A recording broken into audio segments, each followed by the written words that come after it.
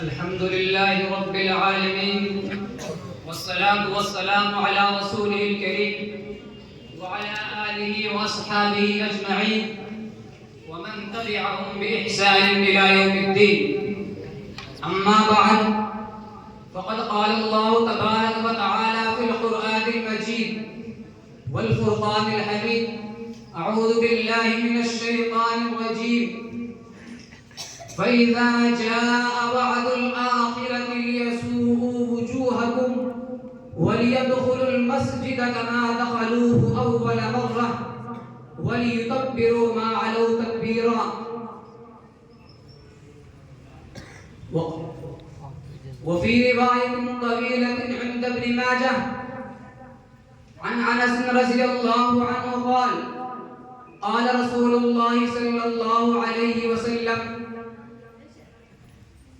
صلاة الرجل في المسجد الأقصى ب50,000 صلاة، وصلاته في مسجدي ب50,000 صلاة، وصلاته في المسجد الحرام ب100,000 صلاة.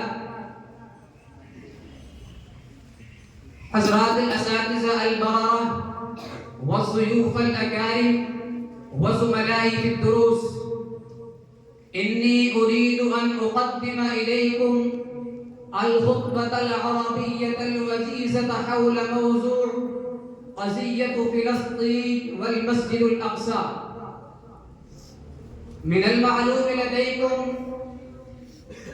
إن الكفر قد طغى، والشرك بغى، واليهود اقتحموا الوغى، دنسوا الأرض المقدسة المباركة والمسجد الأقصى، قتلوا النساء والأطفال الأبرياء، ودمروا المستشفيات مع المرضى والجرحى.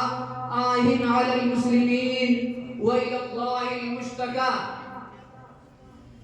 الناس في هذه القضية قلوبهم شتى وأحوالهم مختلفة. العقلاء صاروا سفهاء، والأقوياء تحولوا إلى ضعفاء، وحاملوا لواء الأمن حيارى.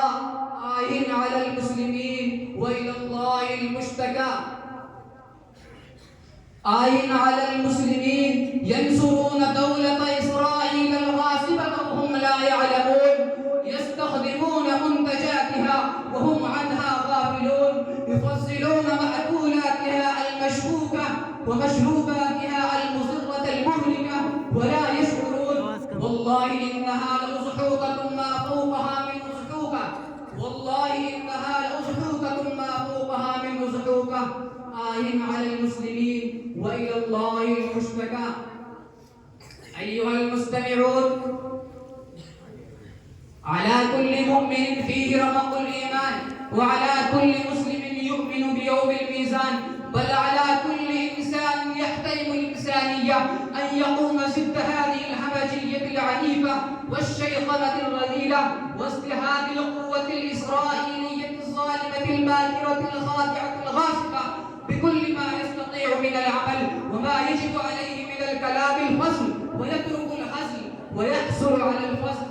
وقد صدق من قال إن نكبة فلسطين قد أدخلت على كل بيت من بيوت المسلمين حزنا عميقا وحسرة وأسى، وإن كلمات التفجع والرثاء على القدس تكتب اليوم بالدموع والحسرة ولوعة وأسفا.